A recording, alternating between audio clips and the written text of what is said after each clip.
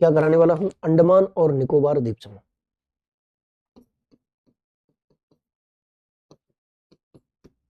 अंडमान और निकोबार द्वीप समूह कंप्लीट कराने वाला हूं।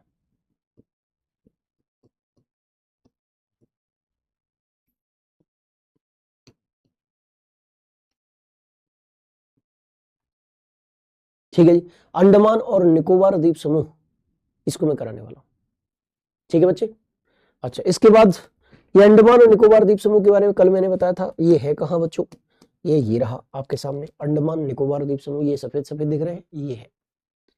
हिमालय आप जानते हैं कैसी अवस्था में है, धनुषाकार आकृति में है, और म्यांमार में अराकान योमा आते आते, यानी हिमालय को म्यांमार में हम क्या कहते हैं, अराकान योमा कहते हैं, अराकान योमा कहते हैं। और म्यांमार में अराकान योमा आते आते इस हिमालय का तल क्या है, थोड़ा सा निमज्जित हो गया है, डूब गया है, और पानी जो है उससे ऊपर आ गया है, यानी कहीं कहीं द्वीपों का निर्माण हो गया है बीच बीच में, ये द्वीप है, ये द्वीप है, ये है, ये है, ये है, इस प्रकार द्वीप बन गए। उनमें उन द्वीपों के समूह में एक समूह है अंडमान समूह, अंडमान द्वीप समूह, और दूसरा समूह है निकोबार द्वीप समूह,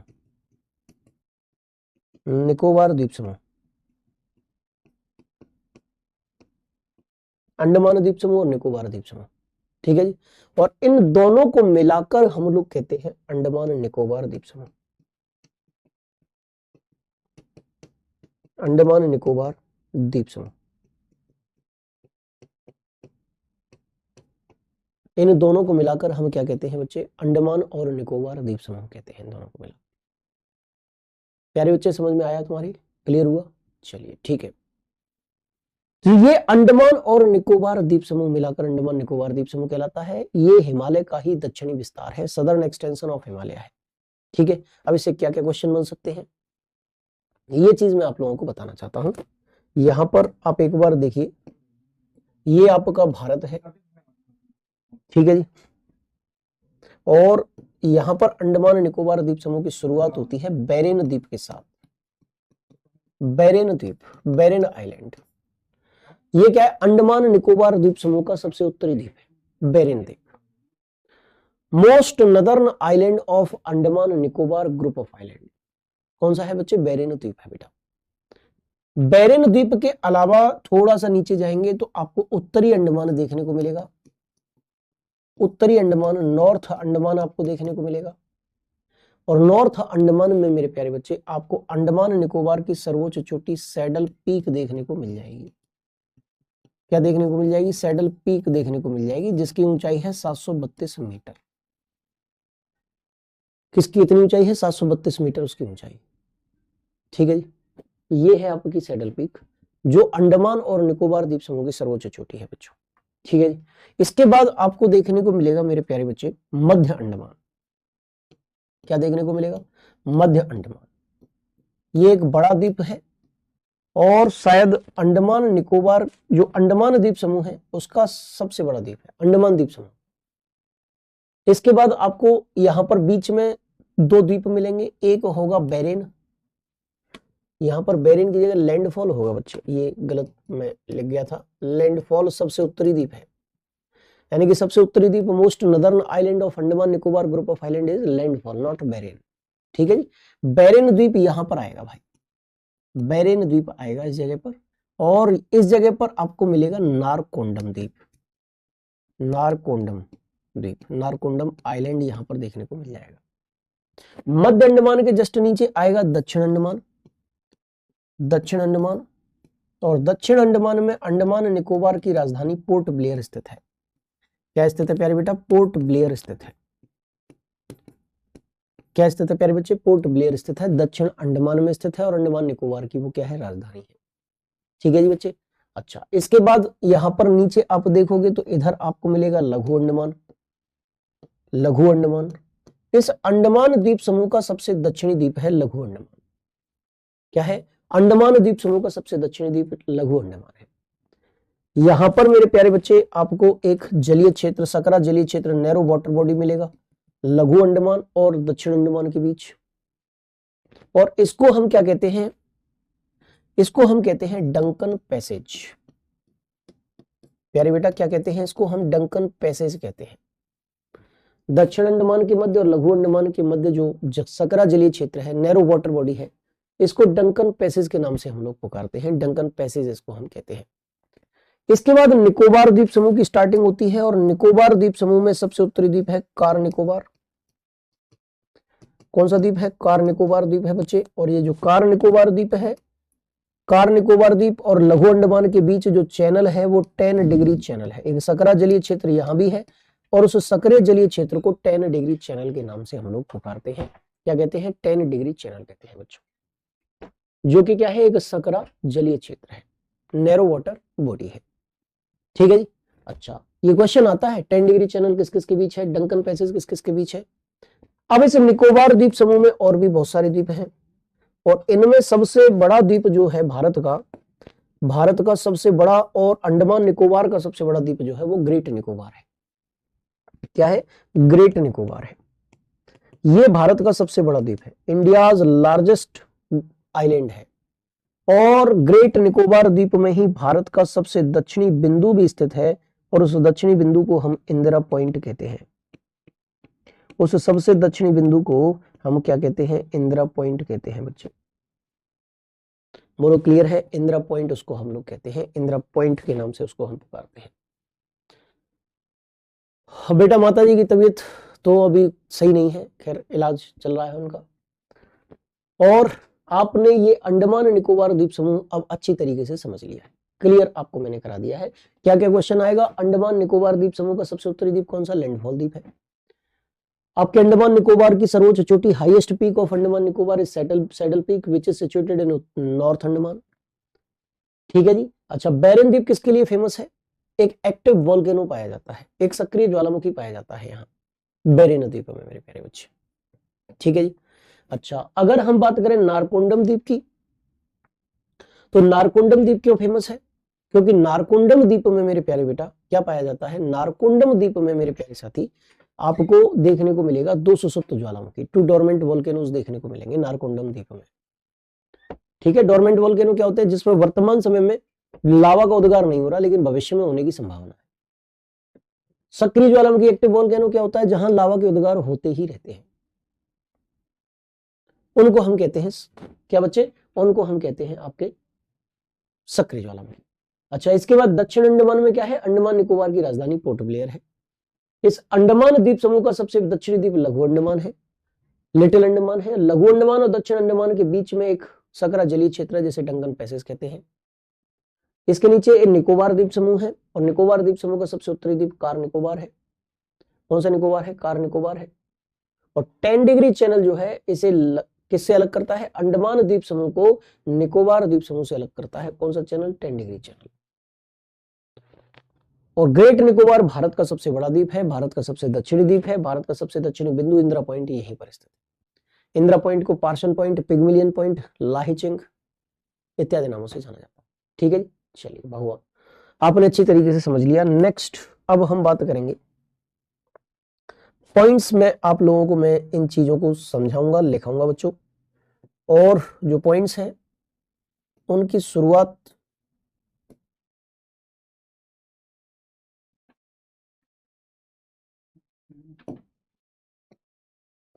देखिए मैं करा रहा हूं आपको अंडमान निकोबार द्वीप समूह। अंडमान निकोबार द्वीप समूह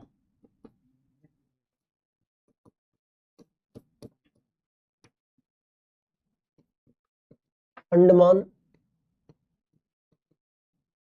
Nicobar group of island. Andaman Nicobar group of islands. ठीक है बच्चों। अच्छा, इस Andaman Nicobar group of island में मैंने अभी अभी आपको क्या समझाया था? मैंने अभी अभी आपको समझाया कि अंडमान निकोबार का सबसे उत्तरी द्वीप कौन सा है? अंडमान निकोबार का सबसे उत्तरी द्वीप, सबसे उत्तरी द्वीप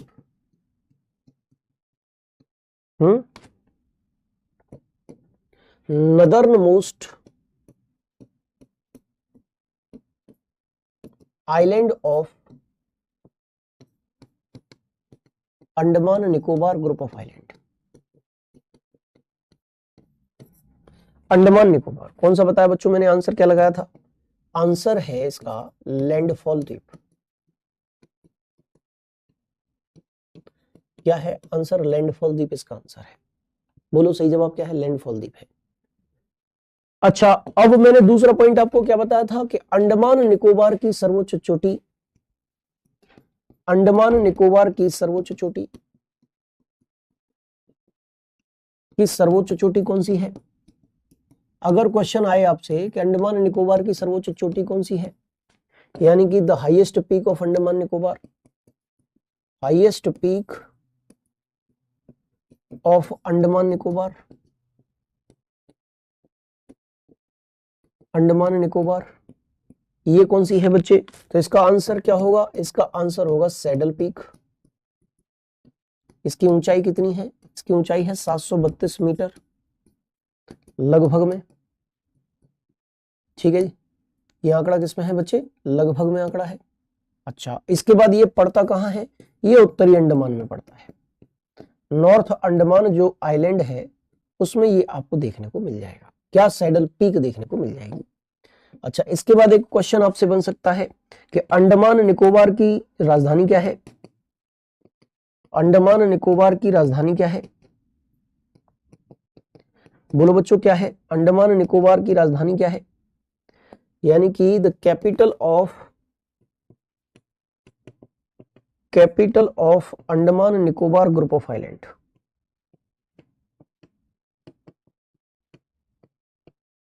कैपिटल ऑफ अंडमान निकोबार ये कौन सी है बच्चों? तो कैपिटल ऑफ अंडमान निकोबार जो है वो आखिरकार कौन सी है? तो प्यारे साथी, कैपिटल ऑफ अंडमान निकोबार है पोर्ट ब्लेयर। कौन सी है? पोर्ट ब्लेयर है इसकी कैपिटल प्यारे बेटा। अंडमान निकोबार की राजधानी क्या है? पोर्ट ब्लेयर है। अच्छी तरीके से देख लीजिए। ठीक है जी, चलिए। और ये पोर्ट ब्लेयर किस द्वीप में स्थित है? तो ये दक्षिण अंडमान में स्थित है। साउथ अंडमान में ये पोर्ट ब्लेयर नामक जगह जो है वो स्थित है। दक्षिण अंडमान में ये पोर्ट ब्लेयर नामक जगह जो है वो स्थित है बच्चों। क्लियर है? चलिए, इसके बाद हम बात करेंगे क्वेश्चन फॉर्मेट में ही मैं आपको आगे बढ़ाऊंगा। अच्छा, इसके बाद मेरे प्यारे बच्चे, मैंने आपको क्या बताया था? मैंने बताया कि अंडमान द्वीप समूह का सबसे दक्षिणी द्वीप कौन सा है? अंडमान द्वीप समूह का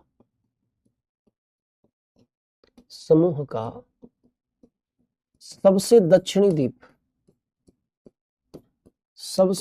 द्वीप कौन सा है? यानी कि most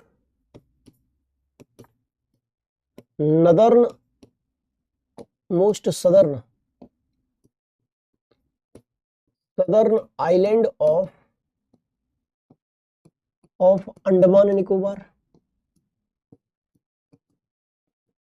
Andaman Nicobar, most southern island of Andaman Nicobar ये कौन सा है बच्चे?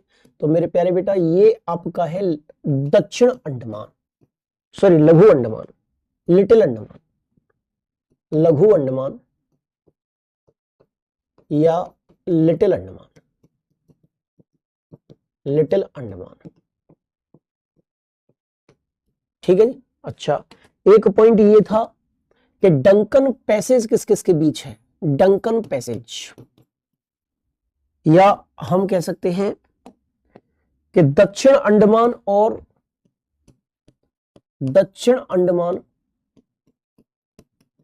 और लघु अंडमान के बीच सकरा जलीय क्षेत्र कौन सा है? सकरा जलीय क्षेत्र कौन सा है? ठीक है जी। नैरो वाटर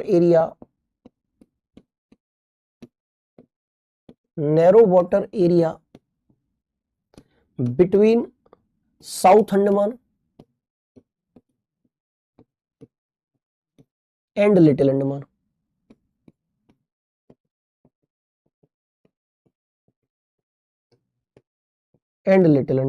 ठीक है जी, ये कौन सा है?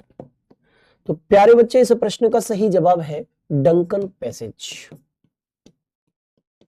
डंकन पैसेज ये पड़ता है।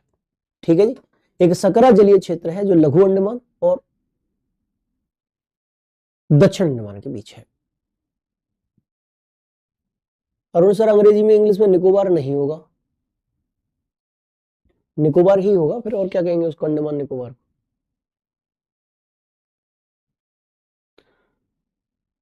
चलिए इसके बाद हम आगे बढ़ेंगे और नेक्स्ट बात हम अगर आपके साथ करें, हो सकता है भाई अंग्रेजी में कोई और शब्द लिखते हो, लेकिन मैं तो आपको भावनाओं में समझाना चाह रहा हूं, इतना अंग्रेज तो मैं नहीं हूं वैसे। अब ग्रामेटिकली कुछ रॉन्ग हो रहा हो तो आप उसे सुधार लेना, जो अंग्रेजी वाले बच्चे हो, भावना समझ सकते हैं बस आप मेरी। अच्छा अब हम बात करेंगे अंडमान, दक्षिण अंडमान और लघु अंडमान के बीच का जो सकरा जलीय क्षेत्र है, नैरो वाटर बॉडी है, वो भी हो गया। इसके बाद मैंने आपको क्या बताया, निकोबार द्वीप समूह, अंडमान और निकोबार द्वीप समूह के बीच, अंडमान और निकोबार द्वीप समूह के बीच, निकोबार द्वीप समूह के बीच सकरा जलीय क्षेत्र, सकरा जलीय क्षेत्र कौन सा है, ठीक है जी, narrow water area,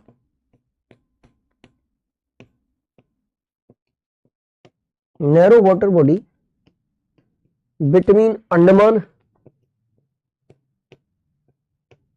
and Nicobar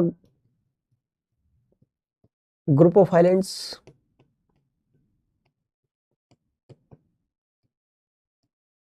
ये कौन सा है बच्चे, तो इसका आंसर क्या होगा, इसका आंसर होगा भाई 10 डिग्री चैनल, इसका आंसर हो जाएगा 10 डिग्री चैनल। क्या आंसर हो जाएगा, 10 डिग्री चैनल इस प्रश्न का सही जवाब होगा।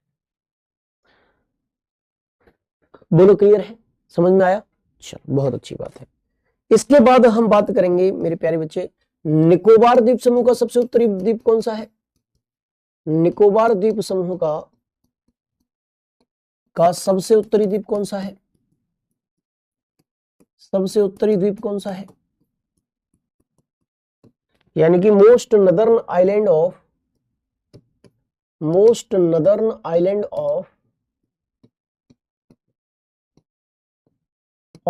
निकोबार ग्रुप ऑफ आइलैंड,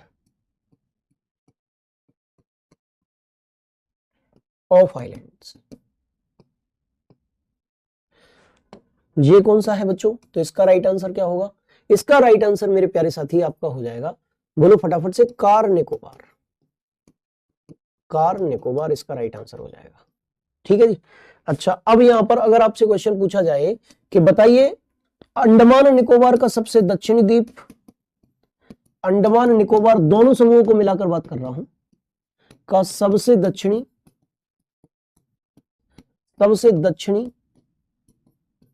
तथा सबसे बड़ा द्वीप, सबसे बड़ा द्वीप कौन सा है, यानी कि largest and southern most island of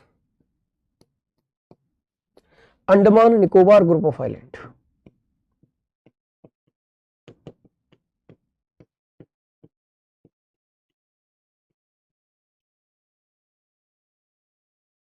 ये कौन सा है बच्चों, अंडमान निकोबार का सबसे दक्षिणी भी होना चाहिए और सबसे बड़ा भी होना चाहिए, तो इसका आंसर ग्रेट निकोबार है। क्या आंसर है, ग्रेट निकोबार। और ग्रेट निकोबार में ही क्या मिलता है भाई, भारत का सबसे दक्षिणी बिंदु, most northern point, Indra point मिलता है। ठीक है, जिसको मैं आप लोगों को पहले ही समझा चुका हूं।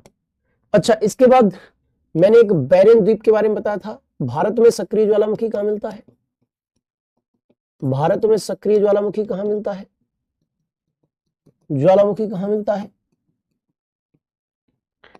An active volcano, an active volcano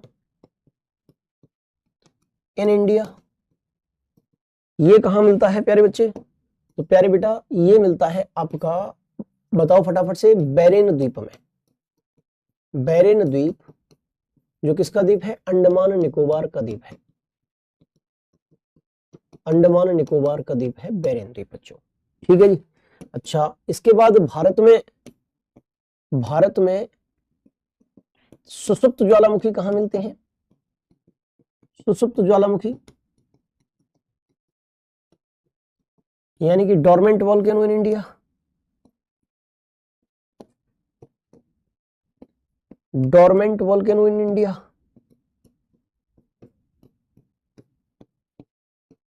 dormant volcano in India, ये कहां मिलते हैं? तो प्यारे बेटा, भारत में सुषुप्त ज्वालामुखी आपको नारकोंडम द्वीप में देखने को मिलेंगे। नारकोंडम द्वीप में देखने को मिलेंगे। और ये द्वीप कहां है? अंडमान निकोबार द्वीप समूह में है। अंडमान निकोबार द्वीप समूह में है। किसमें है बच्चे? अंडमान निकोबार द्वीप समूह में है ये भी भाई। ठीक है जी। क्लास रुक गई है, थोड़ा बारीक लिखिए। अच्छा, अरुण सर अंग्रेजी में समझ में नहीं आ रहा।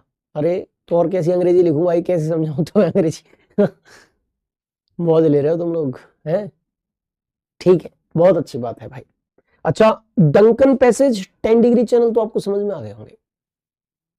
हितेश बैरवा जी एक बार।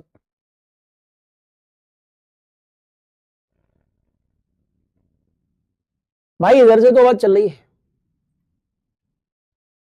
इधर से तो आवाज चल रही है। ठीक है जी, इधर से आवाज में कोई दिक्कत नहीं है। आवाज भी चल रही है, वीडियो भी चल रही है, सब कुछ चल रहा है, इधर से कोई दिक्कत नहीं है। ठीक है भाई, ठीक है कुलदीप कुमार जी, सही कह रहे हो आप, यही करना पड़ेगा। अब इसके बाद देखो, एक ग्रेट चैनल से भी क्वेश्चन बन सकता है। ग्रेट चैनल, ग्रेट चैनल किस किस के बीच है? तो जो भारत का, आप यहां देखिए, ये भारत है और ये अंडमान निकोबार द्वीप समूह है। ये अंडमान द्वीप समूह, ये निकोबार द्वीप समूह, और यहां इंदिरा पॉइंट है, और ये द्वीप ग्रेट निकोबार है। अच्छा, इसके नीचे एक द्वीप है सुमात्रा, किसका? इंडोनेशिया का। ठीक है जी। और इन दोनों के बीच एक सकरा जलीय क्षेत्र पाया जाता है। उस सकरे जलीय क्षेत्र को ही हम ग्रेट चैनल के नाम से पुकारते हैं। ग्रेट चैनल के नाम से उसको हम पुकारते हैं बच्चों, ये भी ध्यान रखिएगा। तो ग्रेट चैनल किस किस के बीच? 8 डिग्री चैनल किस किस के बीच? 9 डिग्री चैनल किस किस के बीच? ग्रेट चैनल किस किस के बीच? डंकन पैसेज किस किस के बीच? 10 डिग्री चैनल किस किस के बीच? आपको सब समझ में आ गया है। ये भारत का प्राकृतिक विभाजन पूरी तरीके से कंप्लीट हुआ। नेक्स्ट टॉपिक जो रहने वाला है वो है भारत की नदियां। भारत की नदियां, ये नेक्स्ट टॉपिक रहेगा, यानी कि रिवर्स ऑफ इंडिया टॉपिक रहने वाला है। क्या रहने वाला है प्यारे बच्चे? रिवर्स ऑफ इंडिया, ये आपका टॉपिक जो है वो रहने वाला है प्यारे साथी, प्यारे बच्चे। रिवर्स ऑफ इंडिया ये टॉपिक रहने वाला है। बोलो क्लियर है कि नहीं है? बोलो समझ में आया कि नहीं आया? क्या टॉपिक रहेगा? रिवर्स ऑफ इंडिया, भारत की नदियां। बोलो क्लियर है कि नहीं? समझ में आया कि नहीं आया? ठीक है भाई, ये टॉपिक है। अब सबसे पहले नदियां टॉपिक स्टार्ट कराएंगे, लेकिन नदियों से संबंधित कुछ कॉन्सेप्ट्स हैं, बेसिक्स हैं, उनको जरा एक बार देख लीजिए आप। जैसे ये एक पर्वत है, पर्वत है, और यहां एक जलीय क्षेत्र है, यानी कि सागर है। सागर है, ये सी है। ठीक है, ये एक पर्वत है। पर्वत पर जैसे ही उच्च क्षेत्रों पर आप जाओगे तो वहां बर्फ जमी रहती है। जैसे ही उच्च क्षेत्रों पर आप जाओगे तो वहां पर आपको बर्फ जमी हुई मिलेगी बच्चों। क्या देखने को मिलेगी? बर्फ जमी हुई देखने को मिल जाएगी आप। ठीक है, और ये जो जमी हुई बर्फ है, ये जब पिघलेगी तो क्या होगा बच्चे? नदियों का निर्माण। ठीक है, ये इसका क्या होगा? नदियों का निर्माण, रिवर्स निकलेंगे। ये रही, निकल आई रिवर, ये बच्चों रिवर निकल रही है, इसके कारण बर्फ के पिघलने के कारण। इसलिए ये नदी जब ऊपर से पानी गिरेगा तो बहुत तेज तेज गति से गिरेगा, लेकिन जैसे ही नीचे आएगा इसकी स्पीड कम हो जाएगी। इसकी स्पीड क्या हो जाएगी, कम हो जाएगी। ये पर्वत को काटकर बड़े बड़े टुकड़े लाएगी और बड़े बड़े टुकड़ों को यहीं पर मैदानी इलाके के प्रारंभ में ही जमा कर देगी। उस क्षेत्र को हम भावर क्षेत्र कहते हैं बच्चों। क्या कहते हैं, भावर क्षेत्र कहते हैं। आपको मैं इस चीज को समझा चुका हूं।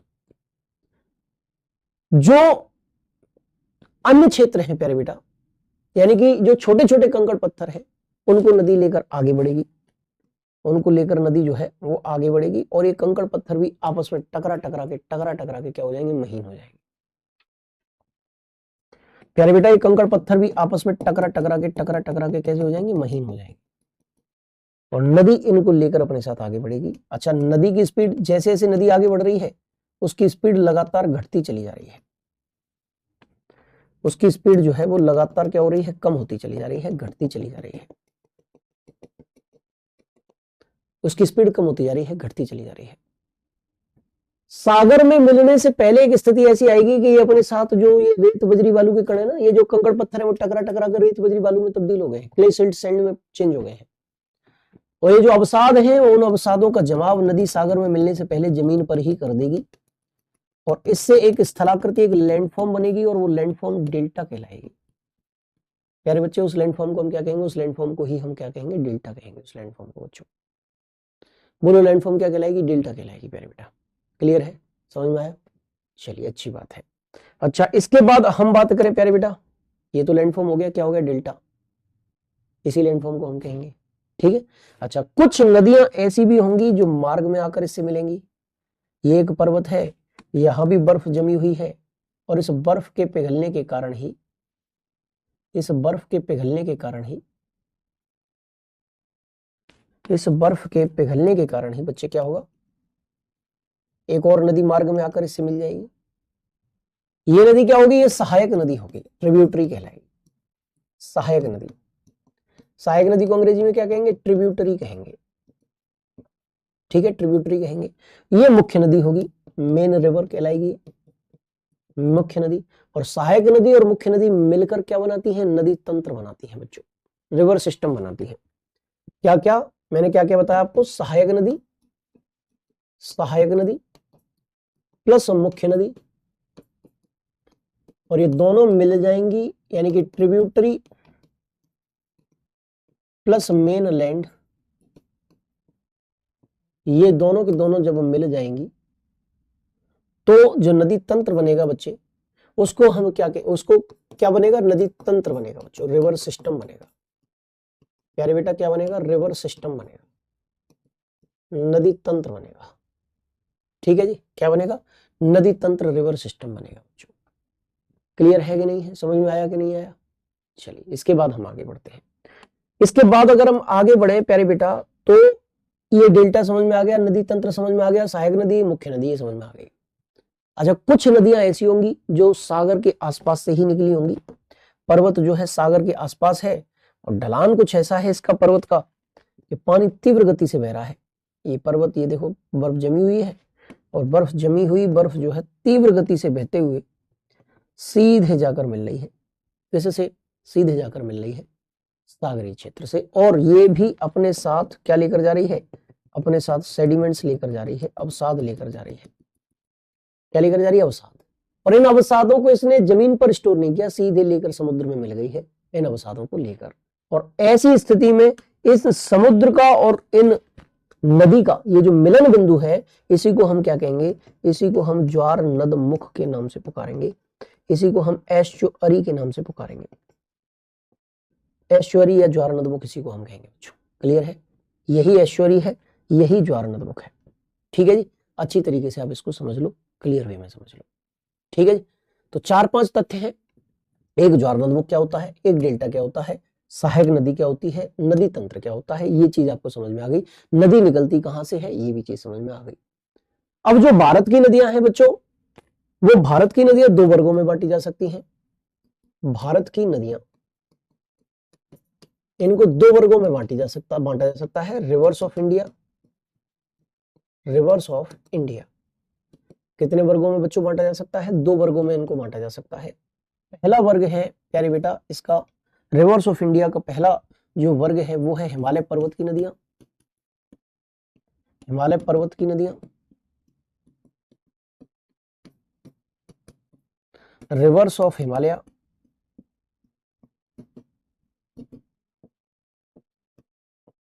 हिमालय पर्वत की नदियां, रिवर्स ऑफ हिमालय। और दूसरा है प्रायद्वीपीय भारत की नदियां, प्रायद्वीपीय भारत की नदियां, reverse of peninsular India, reverse of peninsular India.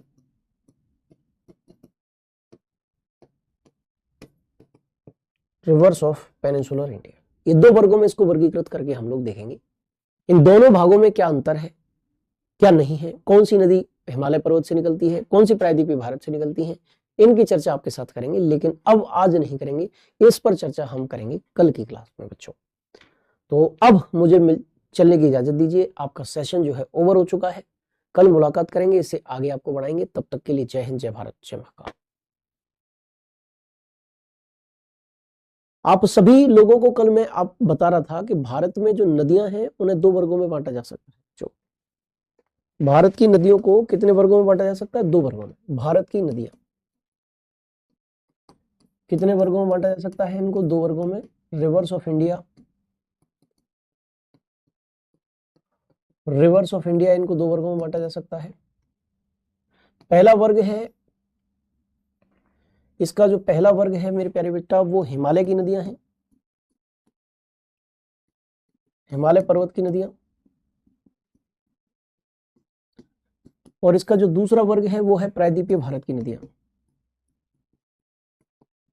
प्रायद्वीपीय भारत की नदियां।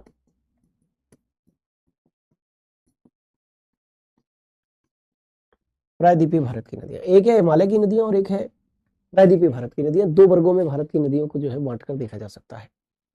अच्छा, ये जो हिमालय पर्वत से निकलने वाली नदियां हैं वो सदा नीरा है, सदा नीरा है, इनको हम कह सकते हैं एवरग्रीन कह सकते हैं।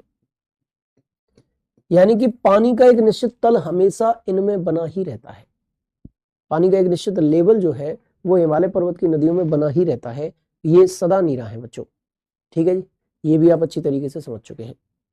अच्छा, इसके बाद अगर हम चर्चा करें हिमालय पर्वत की नदियों की, तो ये युवावस्था को प्रदर्शित करती हैं, युवावस्था, यंग एज को प्रदर्शित करती हैं। किसको प्रदर्शित करती हैं? यंग एज को प्रदर्शित करती हैं, युवावस्था को प्रदर्शित करती हैं। और यंग एज का मतलब है तेज रफ्तार से बहते हुए बार बार अपना मार्ग को परिवर्तित करती हैं ये नदियां, ठीक है जी। यानी कि सामान्यतः ये मार्ग यानी रूट को परिवर्तित करती हैं, सामान्यतः मार्ग परिवर्तित करती हैं, मार्ग परिवर्तित करती हैं,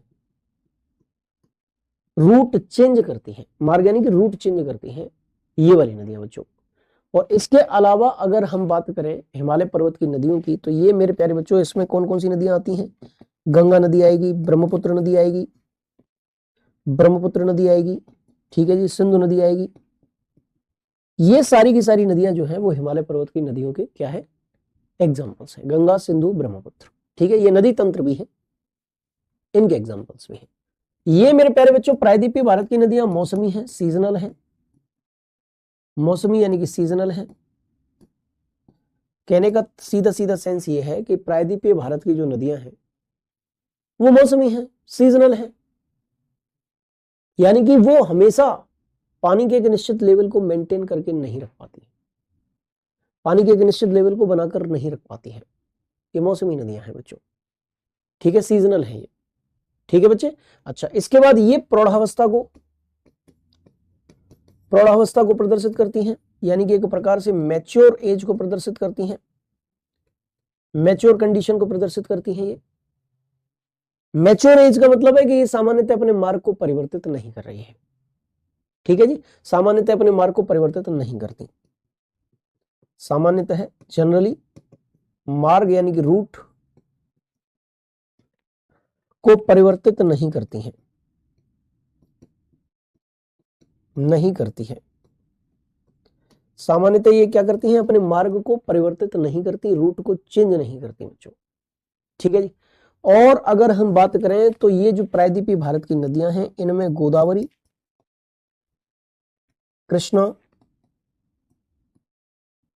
कावेरी, ये सारी की सारी नदियां जो हैं वो इन नदियों, वो प्रायद्वीपीय भारत की नदियों का जो है वो एग्जाम्पल्स है मेरे प्यारे बेटा। ठीक है, प्रायद्वीपीय भारत की नदियों का क्या है, एग्जाम्पल्स है प्यारे बच्चे। ठीक है जी, चलिए तो ये चीज आपको समझ में आ गई है। चलिए तो अब हम सीधे मैप पर सबसे पहले हिमालय पर्वत की नदियों की चर्चा करेंगे कि कौन सी नदी कहां से निकलती है, कहां पर जाकर वो गिर जाती है। इन चीजों की चर्चा आपके साथ सीधे नक्शे पर हम लोग करने वाले हैं। आपको एक नक्शा मैं दिखा रहा हूं और वो नक्शा ये रहा।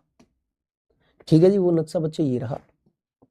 और इस नक्शे में, इस मैप में मेरे प्यारे बेटा, ये भारत की क्या है, भारत ये रहा आपका। ठीक है जी, इस नक्शे में भारत की ये स्थिति है मेरे प्यारे बच्चे, ये भारत की स्थिति है इस नक्शे में। ठीक है जी बच्चे, यहां पर अब भारत आपको बहुत ही अच्छे तरीके से दिखाई दे रहा होगा, ऐसा मेरा विश्वास है। अब भारत जो है आपको दिखाई दे रहा होगा अच्छे से। तो प्यारे बच्चा, इस भारत में सबसे पहले मैं हिमालय पर्वत की नदियों की चर्चा करूंगा, और हिमालय पर्वत में सबसे पहले जैसे नदी तंत्र की मैं चर्चा करूंगा वो है सिंधु नदी तंत्र, इंडस रिवर सिस्टम। ये यहां पर एक नदी बहती है सिंधु नदी, यहां पर एक झील है मानसरोवर झील, मानसरोवर झील। और मानसरोवर झील में से एक नदी निकल रही है बच्चों, उस नदी का नाम क्या है, उस नदी का नाम है सिंधु नदी। क्या नाम है उस नदी का, सिंधु नाम है, सिंधु नाम है इस नदी का, इंडस नाम है इसका। बोलो क्या नाम है इस नदी का, इंडस नाम है इस नदी का। मानसरोवर झील से निकलती है, भारत में लद्दाख केंद्र शासित प्रदेश के 2 जिलों से बहती है, कारगिल और लेह। इन जलों से बहते हुए सीधे पाकिस्तान में चली जाती है और पाकिस्तान में जाकर अरब सागर में जाकर गिर जाती है, गिर जाती है। पाकिस्तान में जाकर कहां गिरेगी, अरब सागर में जाकर ये गिर जाएगी। ठीक है जी बच्चे, चलिए भाई ये भी चीज तुम्हें समझ में आ गई होगी, क्लियर हो गई होगी। अब हम बात करेंगे कुछ और चीजों की, जैसे जैसे में क्या है बच्चे, जैसे में इसकी सहायक नदियां कौन कौन सी हैं। तो इसकी एक प्रमुख सहायक नदी आपको निकलती हुई दिखेगी यहां शेषनाग झील से, शेषनाग, शेषनाग झील है ये। ठीक है जी, और शेषनाग झील से जो नदी निकलेगी मेरे प्यारे बेटा, उस नदी का नाम है झेलम नदी, जो कुछ सीमा तक भारत और पाकिस्तान की सीमा के समानांतर भी बह रही है। और इस नदी का नाम क्या है, नदी का नाम है झेलम नदी। बोलो बच्चे क्या नाम है नदी का, झेलम नाम है नदी का बच्चों। क्लियर है, क्या नाम है, झेलम नदी नाम है। अच्छा, शेषनाग झील की बात हो चुकी है बच्चों। इसके बाद हम बात करेंगे आपसे, यहां पर एक दर्रा है, बाड़ा लाचाला दर्रा। दर्रा क्या होता है, आप कहोगे गुरुजी दर्रा क्या होता है।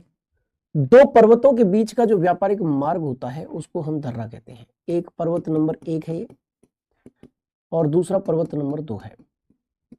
इन दोनों के बीच जो आवागमन का मार्ग होता है उसी को हम क्या कहते हैं, उसी को हम दर्रा कहते हैं, उसी को हम गैप कहते हैं, उसी को पास कहते हैं बच्चों। ठीक है जी, इन दोनों पर्वतों के बीच आवागमन का जो मार्ग है उसी को पर्वत, उसी को दर्रा, उसी को गैप, उसी को पास के नाम से हम लोग पुकारते हैं। ठीक है जी। अच्छा, यहां पर एक दर्रा है हिमाचल प्रदेश में ही, बाड़ा लाचाला दर्रा। क्या नाम है, बाड़ा लाचाला दर्रा, बाड़ा लाचाला दर्रा। क्या नाम है, बाड़ा लाचाला दर्रा नाम है। और इस बाड़ा लाचाला दर्रे से भी एक नदी निकलती है और उस नदी का नाम क्या है, उस नदी का नाम है चिनाब। बोलो क्या नाम है बच्चे, चिनाब नाम है उस नदी का, चिनाब। सिंधु की सबसे लंबी सहायक नदी अगर कोई है, सबसे बड़ी सहायक नदी अगर कोई है तो बच्चे वो चिनाब है। ठीक है जी। सर जो आप मैप में लिख रहे हो हमें लिखना है कि आप चाहो तो बना सकते हो, आप चाहो तो अभी बना सकते हो, मेरे साथ साथ बना सकते हो, चाहो तो यहां पर इसके बाद वीडियो पहले समझने के बाद भी बना सकते हो, जैसे आप चाहो वैसे कर सकते हो आप। ठीक है जी, ये चिनाब है बच्चे। ये चिनाब जो है जा रही है, झेलम नदी का जल सबसे पहले किसमें मिलता है, चिनाब में ही मिलता है बच्चों। ठीक है जी, बाड़ा लाचाला दर्रे से निकलती है। अच्छा, एक नदी मेरे प्यारे बच्चे यहां पर राकसताल झील से निकल रही है, नाम क्या है, राकसताल, ये भी तिब्बत में है। और राकसताल झील से निकलकर ये जो नदी है ये नदी मेरे प्यारे बेटा सीधे चली जाती है किसमें, सीधे हिमाचल प्रदेश से होकर प्रवेश करती है और सीधे चली जाएगी सिंधु में जाकर मिलेगी। चिनाब नदी का जल सबसे पहले सतलज में जाकर मिलेगा। नदी का नाम क्या है, सतलज नदी। चिनाब नदी का पानी सबसे पहले किसमें मिलेगा, सतलज में। सतलज चिनाब नदी के पानी को लेकर सिंधु में मिलेगी बच्चों, ठीक है जी। अच्छा, दो नदियां और भी हैं भाई प्यारे बेटा। यहाँ पर एक और हिमनद है, सॉरी एक और दर्रा है, उस दर्रे का नाम है रोहतांग दर्रा। नाम क्या है, रोहतांग। हिमाचल प्रदेश में ही है ये रोहतांग दर्रा। इससे दो नदियां निकलती हैं प्यारे बच्चे। एक नदी का नाम ऊपर की ओर जो बह रही है उसका नाम है रावी, जो चिनाब में जाकर मिलती है, और एक नदी सीधे नीचे की ओर बहेगी और उसका नाम है व्यास। क्या नाम है, व्यास। ये नदियों के नाम है। ये नदियां हैं किससे संबंधित, सिंधु नदी तंत्र से संबंधित। मैं आपको एक और बार मौका देता हूं यहां पर समझने का, एक और बार समझने का प्रयत्न आप करेंगे सभी लोग। एक तरफ हम लोग डालेंगे नदी यानी कि रिवर, एक तरफ हम डालेंगे उद्गम यानी कि ओरिजिन, ओरिजिन, और एक तरफ हम डालेंगे अंत यानी कि एंड। ठीक है जी, रिवर और उद्गम और अंत, तीन हमें अब क्या डालने हैं, तीन हमें डालने हैं, कॉलम बनाने हैं तीन। नदी का नाम मैंने आप लोगों को बताया था क्या है, नदी का नाम बच्चों सिंधु नदी है। सिंधु नदी है। इसका उद्गम कहां से होता है, इसका ओरिजिन कहां से होता है, तो मेरे प्यारे बेटा सिंधु नदी निकलती है आपके मानसरोवर झील से।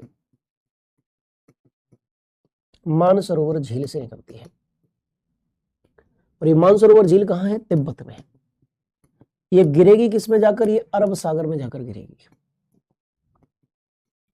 किसमें जाकर गिरेगी बच्चे, अरब सागर, अरेबियन सी में जाकर ये गिर जाएगी बच्चों। इसके बाद सिंधु के बाद दूसरी प्रमुख नदी मैंने बताई थी आपको, झेलम। ये नदी कहां से निकली, शेषनाग झील से निकली है। शेषनाग झील से निकली है। ये शेषनाग झील कहां है, ये जम्मू एंड कश्मीर में है।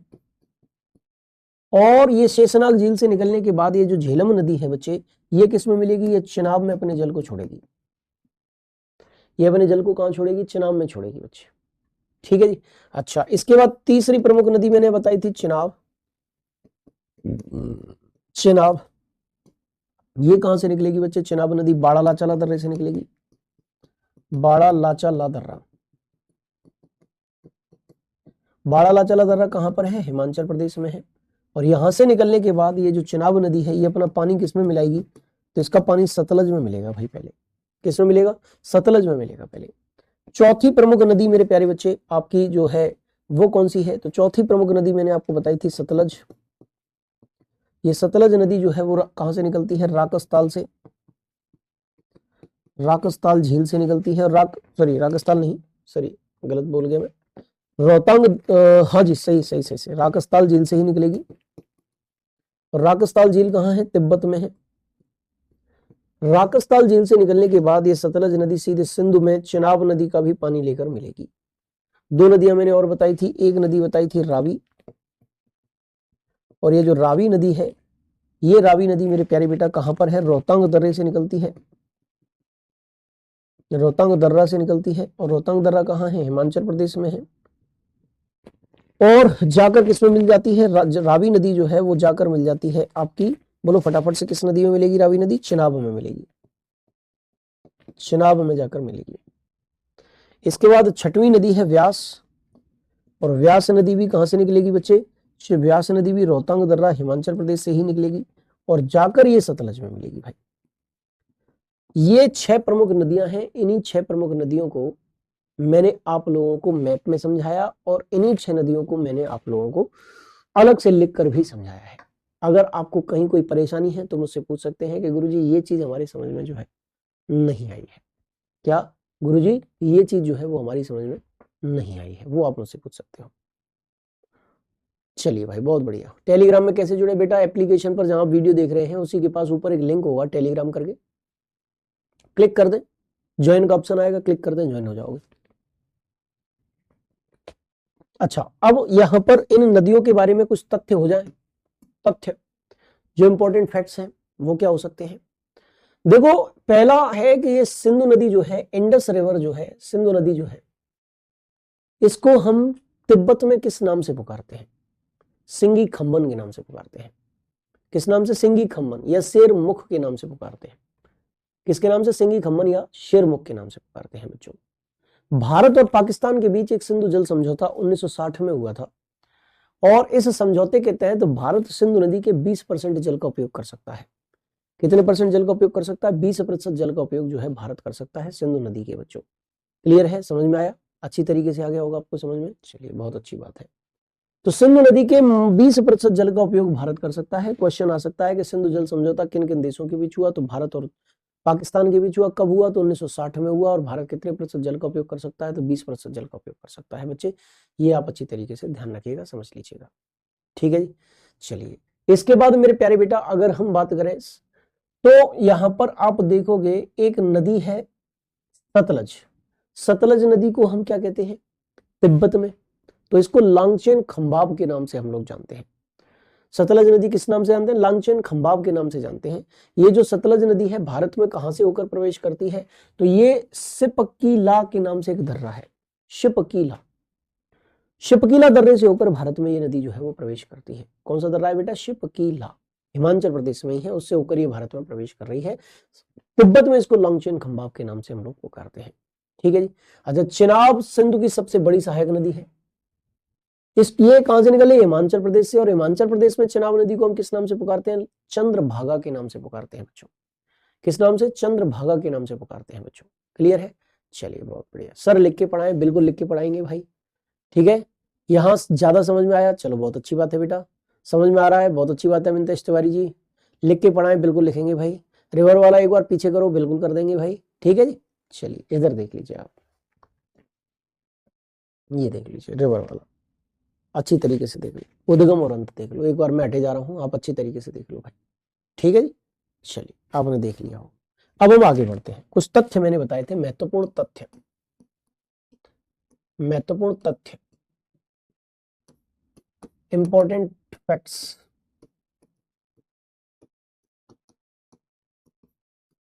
इंपॉर्टेंट फैक्ट्स, महत्वपूर्ण तथ्य, इसके बारे में हम लोग चर्चा करते हैं। और महत्वपूर्ण तथ्यों में सबसे पहले हम बात करेंगे कि जो सिंधु नदी है, सिंधु नदी है, सिंधु नदी को तिब्बत में सिंगी खंबन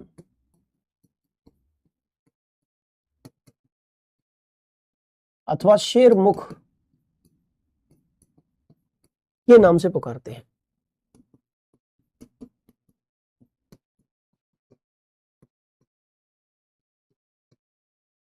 ठीक है जी। यानी कि जो आपकी ये नदी है Indus river, Indus river is known as Singi खंबन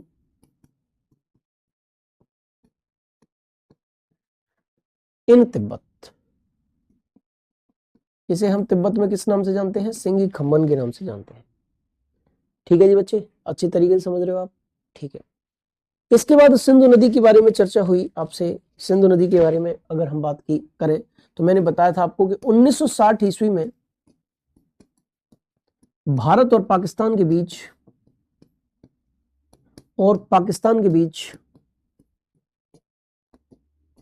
Sindhu जल समझौता हुआ था। सिंधु जल समझौता हुआ था।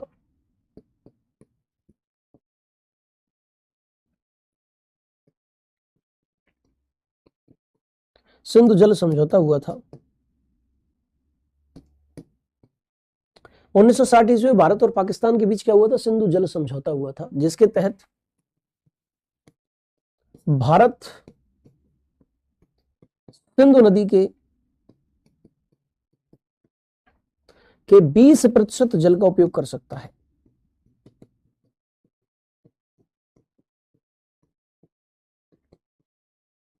कर सकता है यानी कि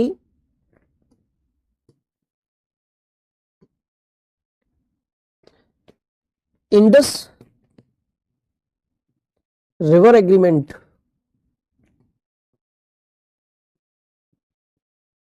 was held in 1960 between India and Pakistan. India and Pakistan. India can use 20% water of Indus according to this agreement. According to this agreement.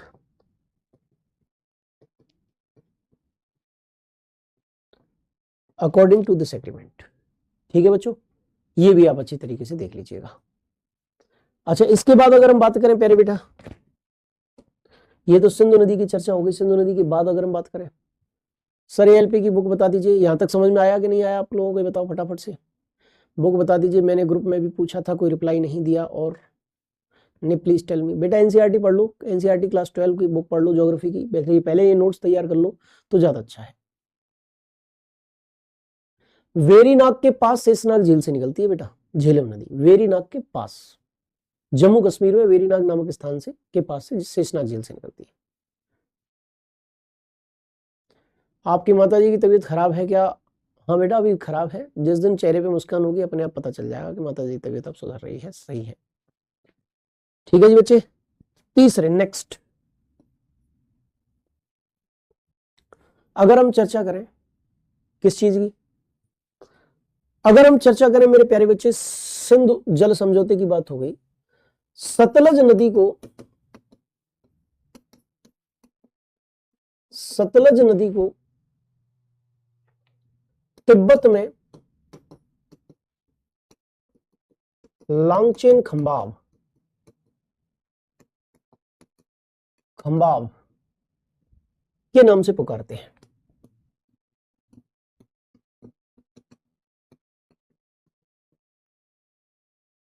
के नाम से पुकारते हैं।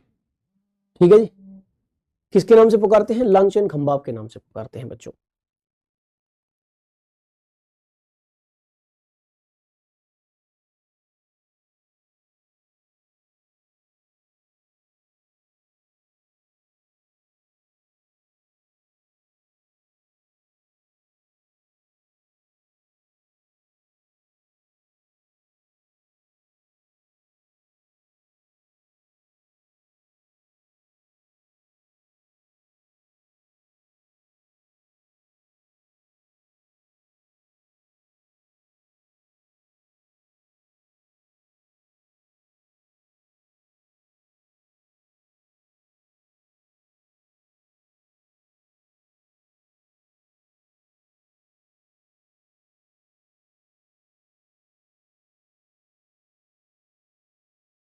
सतलज नदी को तिब्बत में हम लोग किसके नाम से जानते हैं? लांगचेन खंबाब के नाम से पुकारते हैं।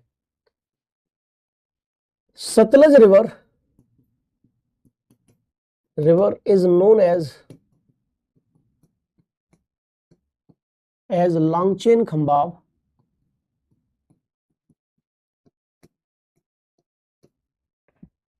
in तिब्बत। ठीक है जी। अच्छा, एक तथ्य मैंने ये भी बताया था आपको, एक तथ्य क्या बताया था मैंने आपको कि चिनाब नदी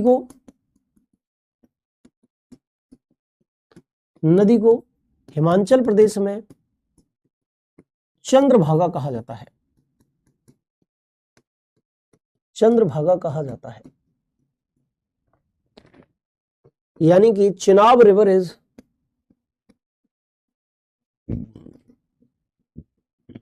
known as Chandrabhaga in Himachal Pradesh. और एक तथ्य मैंने यह भी बताया था कि चिनाब सिंधु की सबसे बड़ी सहायक नदी है। चिनाब सिंधु की सबसे बड़ी सहायक नदी है।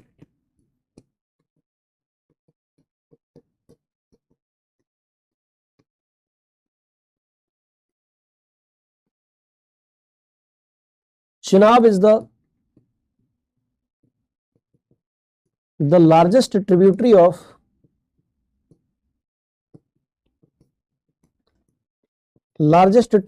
of Indus. ये भी आप देख लीजिए बच्चों, ठीक है जी। क्लास बेटा रुका नहीं है, सही चल रहा है, सही चल रहा है। तिब्बत कहां पे है? चीन में है बेटा, साक्षी सिंह जी।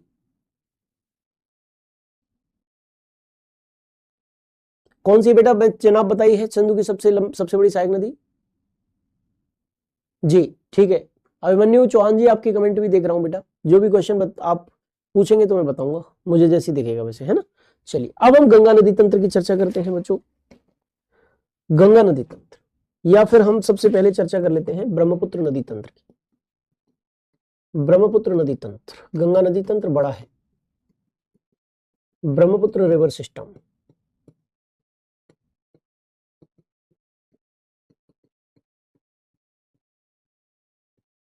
ब्रह्मपुत्र रिवर सिस्टम, ब्रह्मपुत्र नदी तंत्र की चर्चा मैं आपके साथ कर रहा हूं। अब ये जो ब्रह्मपुत्र रिवर सिस्टम जो है, उसको भी हम सबसे पहले कहां समझेंगे? मैप पर समझेंगे। इसके बाद हम आगे बढ़ेंगे बच्चों, ठीक है जी। इसको भी हम कहां समझेंगे? सबसे पहले मैप पर ही समझेंगे। देखिए, मानसरोवर झील के पास एक हिमनद है, एक ग्लेशियर है। ग्लेशियर क्या होता है? बर्फ का बड़ी चादर, बर्फ की बड़ी चादर, बहुत बड़ी चादर, उसे ग्लेशियर कहते हैं, उसे हिमनद कहते हैं बच्चों। और एक बड़ी सी चादर है, और उस चादर का नाम है चेम्मा युंगदुंग हिमानी। चेम्मा युंगदुंग हिमानी। और ये जो चेम्मा युंगदुंग हिमानी है बच्चे, यहां से एक नदी निकली है, और उस नदी का नाम है ब्रह्मपुत्र।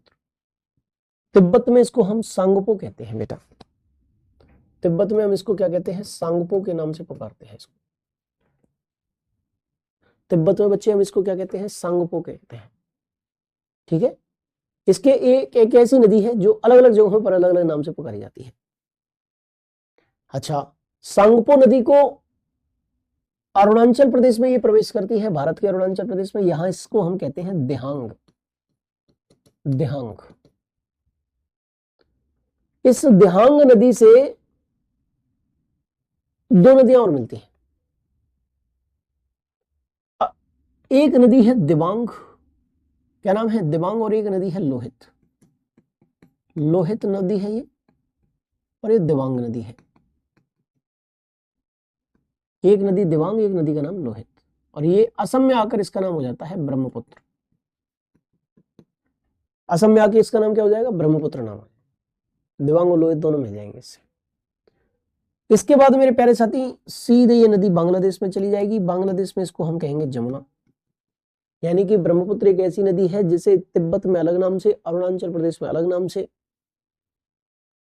इसके अलावा असम में अलग नाम से और बांग्लादेश में अलग नाम से जाना जाता है। और ये नदी जो है सीधे, गंगा भी इसी से मिल जाएगी। गंगा को बांग्लादेश में पद्मा कहते हैं।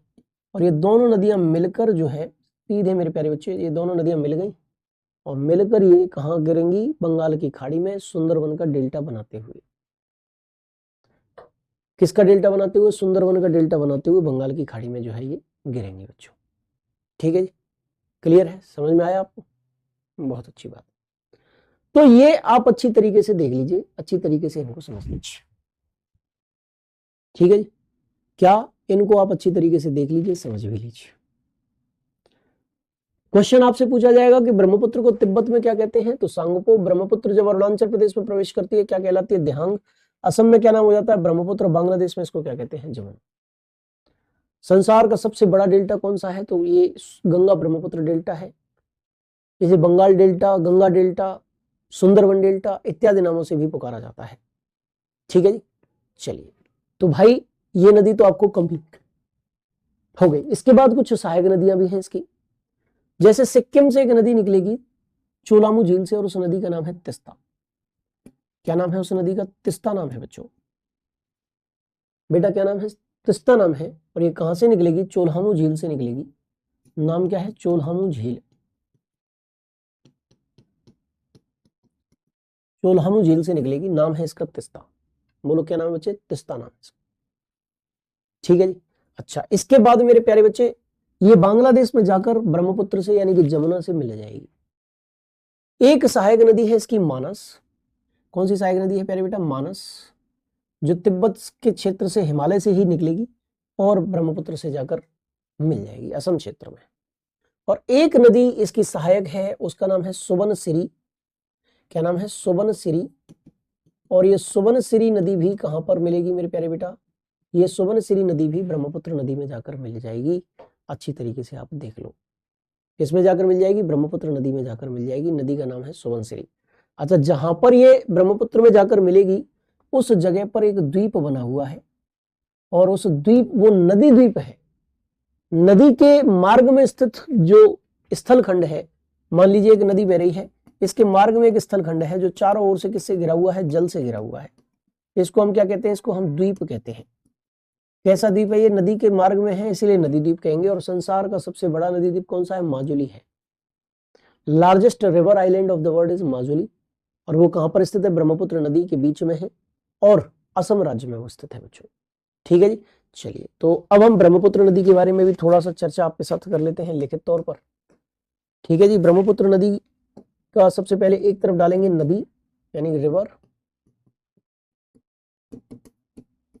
दूसरी तरफ डालेंगे उसका उद्गम यानी कि ओरिजिन, और तीसरी तरफ डालेंगे अंत यानी कि एंड।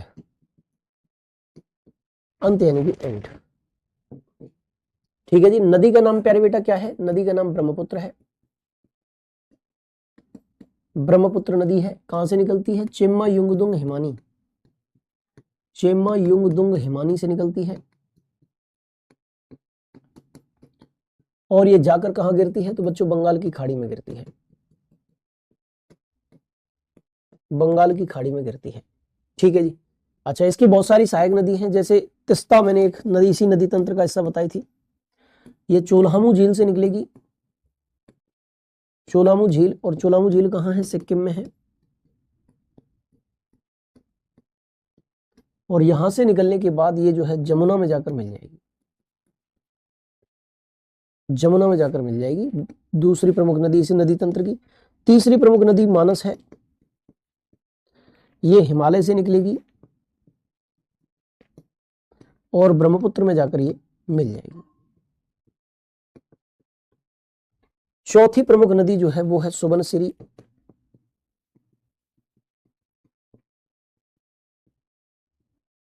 और सुबनसिरी नदी जो है वो भी हिमालय से ही निकलेगी और ब्रह्मपुत्र नदी में जाकर ये भी मिल जाएगी बच्चों। ठीक है जी। दिबांग और लोहित नदियां भी है, हिमालय से निकलकर ब्रह्मपुत्र में वो भी मिलती हैं बच्चों। ठीक है जी। राजू यादव जी, क्या चीज समझ में नहीं आ रही है? आप मुझे एक बार बता तो दो कि ये चीज समझ में नहीं आ रही है। बेटा मैं आपको मैप पे भी समझा रहा हूँ, लिखित में भी समझा रहा हूँ, फिर भी अगर आपको कोई दिक्कत है तो मुझे बताओ तो सही, दिक्कत कहाँ है, क्या दिक्कत है, तब मैं उसका फिर क्लियर करूंगा उसको, दिक्कत को। ठीक है जी। तब मैं उस दिक्कत को आप लोगों को क्लियर कर दूंगा कि भाई देखिए, एक नदी है, पर्वत से निकलती है और सागर में जाकर मिल जाती है, किसी न किसी सागर में सामान्यतः। अब यहाँ पर सारी नदियों के उद्गम और अंत मैंने आपको बता दिए हैं, सारी चीज समझा दी है। ठीक है जी। इसके बाद मेरे प्यारे साथियों, अब यहाँ के बाद जो नेक्स्ट चीज है वो नेक्स्ट क्लास में मैं आपको कराऊंगा। नेक्स्ट चीजें जो है वो नेक्स्ट क्लास में ही होंगी बच्चों। और जो नेक्स्ट क्लास है वो आपकी ट्यूसडे को होगी भाई। ट्यूसडे यानी कि मंगलवार को होगी।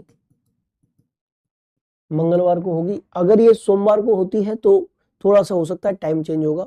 आप एक बार एप्लीकेशन पर इवेंट चेक कर लीजिएगा कितने बजे ये बनी हुई है क्लास। एक्चुअल माता जी की तबीयत ज्यादा खराब है, गंभीर स्थिति है, तो उनको डॉक्टर के पास लेकर मुझे जाना है मंडे को, इसीलिए या तो इस क्लास का टाइम चेंज होगा और या फिर ये क्लास ऑफ रहेगी। जैसा भी होगा आपको सूचित कर दिया जाएगा, टेलीग्राम पर मैं आपको सूचित कर दूंगा बच्चों। ठीक है जी। चलिए, तो इस प्रकार से सबके कमेंट बेटा शिवम कुमार जी मेरे पास पहुंचते हैं। सर जो आप मैप लिखते हो हमको भी लिखना है क्या? बिल्कुल लिख सकते हो बेटा। आप अगर मैप से समझ में आ जाए तो कोई दिक्कत नहीं, बना लोगे तो और अच्छी बात है। पीडीएफ उपलब्ध करा दिया करो, बिल्कुल उपलब्ध करा देते हैं बेटा, डेली उपलब्ध होती है।